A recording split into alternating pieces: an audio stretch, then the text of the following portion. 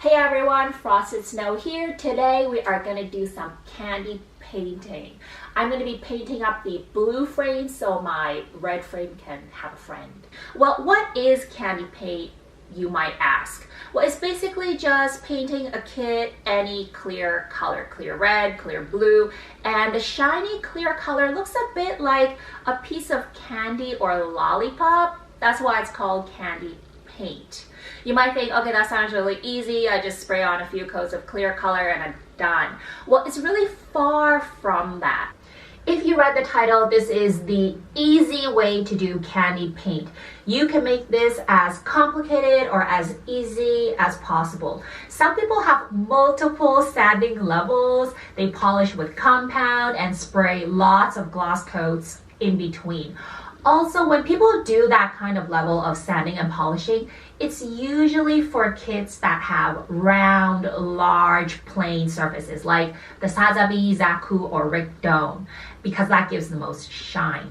Not with a kit like the blue frame where the parts are pretty small, detailed, and flat.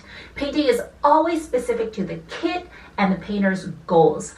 I'm just going to show you what I decided to do this time for this kit. Candy painting is not really for beginners, but once you're past the basics and you're looking to improve your airbrushing technique and control, it's really great for that. Even more so because I'll be showing you some pre-shading as well, and although that's totally optional, it also requires a lot of control. Here is the before original color. The process I will be using for this candy paint is number 1, surfacer, 2, gloss black, 3, metallic, silver for me, gold or chrome also works, 4, clear color. I did 4 coats. You can do as little or as many as you need. And finally, a gloss top coat. Step 1, we start with surfacer. So I just tried the IPP black surfacer and it turns out that it's matte, but I need a gloss black, and I was hoping to just use 1 coat of this and get a gloss black, but I cannot. And because this is matte, I'm just gonna use the gray surfacer, which is also kind of matte, but it goes on a lot smoother than the black surfacer, and I don't want the paint to pile up and be too thick on this kit. And I did test it out. All of these glossy black parts in the middle were sprayed either over gray surfacer or this matte black surfacer, and you can't really tell a difference. I am starting with the surfacer. I'm only painting 1 coat. It's really common to paint 2 coats of surfacer, but because the candy paint has so many coats of paint, we're just gonna do 1. Step 2, gloss black. Gloss black, also 1 coat. I'm just trying to keep these underlying coats as thin as possible. Step 3, metallic. Now I am doing the metallics. I am doing a bit of pre-shading here with the metallic paint. This is totally optional. You obviously don't have to do this with candy paint. I just happen to choose to do this because it's kind of fun. I like painting this pre-shading, but because this is not a pre-shading tutorial, I'm not going to get into it in too much detail. You can just see what I'm doing here. Now, the metallics usually used for candy paint is silver, and I've chosen the brightest silver possible, which is aluminum silver. However, you can also use a metallic gold, which is common to use under a clear red, or chrome. But chrome it has that really reflective mirror quality, which is really cool, but it's a bit darker. The final result comes out a bit darker. So you can see here I finished my pre-shading, and this is a pretty standard, I guess, way I would say to do pre-shading, which is to locally paint the parts that you want to be brighter.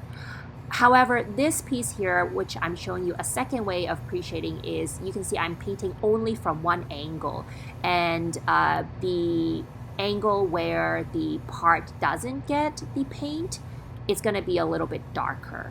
And don't forget to paint the sides of the parts when you're doing pre-shading. It's easy to forget that and you just focus on painting the top of the part. And Usually people try to aim for pre-shaded parts to look relatively similar to its counterparts. I don't personally think that's 100% necessary because it's basically a weathered look and things don't weather in the same way. So you can see these two parts here, they're relatively similar. That's good enough for me. Here's all the finished metallics. I didn't want really like overdone pre-shading. The pre-shading is just a little bit dark in these like crevices. There we go. Step 4, clear color. Just did a color test of the clear blues. This is the Gaia clear blue and this is the IPP clear blue.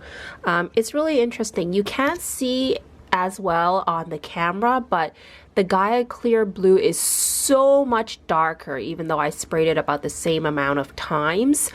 So I guess this is why maybe this paint is so expensive, made in Japan.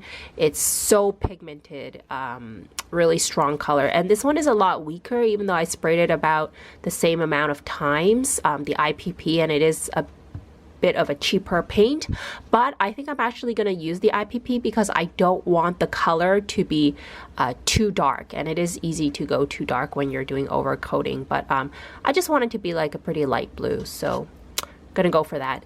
And I have more of the IPP paint in the bottle. Now, clear color is quite different from painting opaque colors because the underlying metal color shows through a lot more, and in turn any overspray or pooling shows through really well because there's a stark difference between the color of the underlying metallic coat and the clear coat on top. So candy painting is usually done in multiple thin coats to avoid pooling. I forgot to record while I was spraying. Oh, I keep doing that.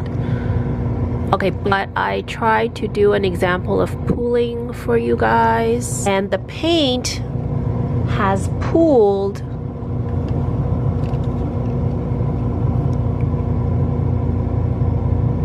around the edges here because the paint is just way too thick.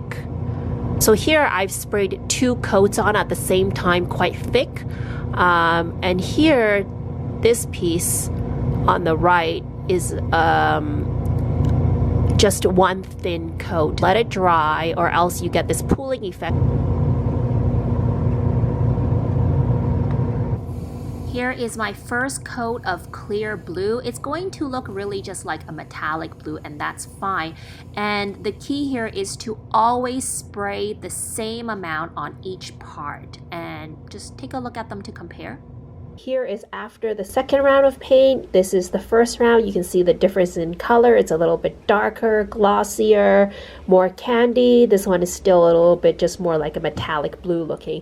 One of the ways to make sure that all of your parts come out to be about the same color is to make sure you only ever spray 1 coat for every step and to hit it from all of the angles that you'll need to. And here is a comparison of round 2 versus round 3.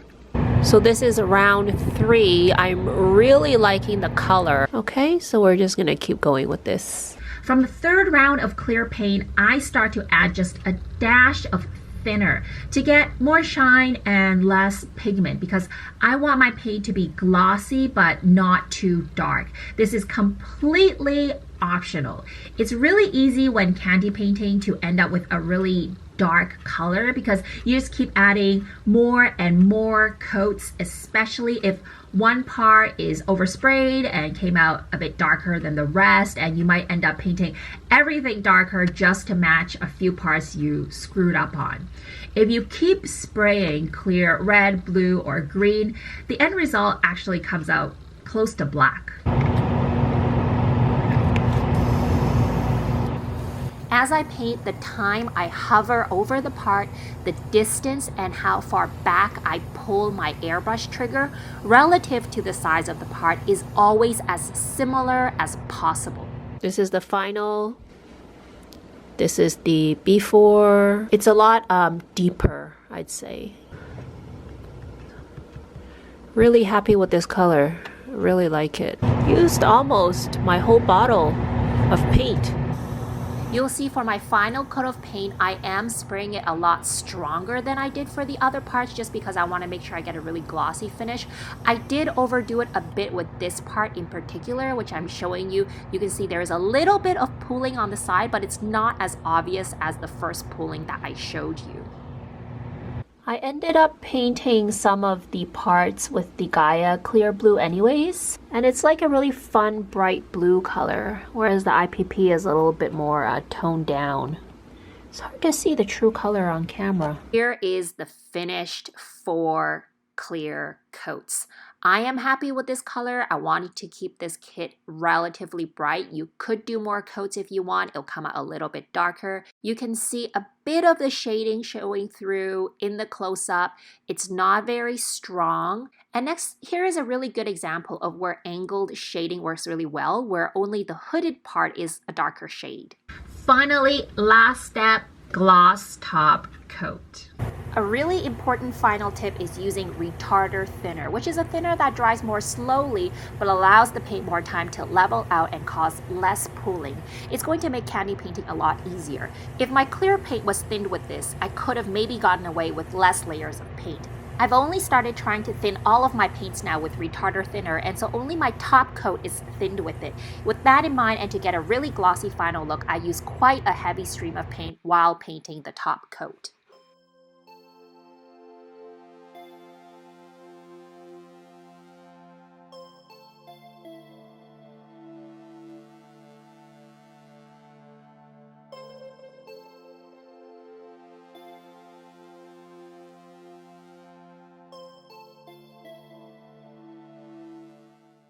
Your likes, comments, and subscription helps this channel grow on YouTube and puts me on the path towards making more videos. Thanks everyone. Bye!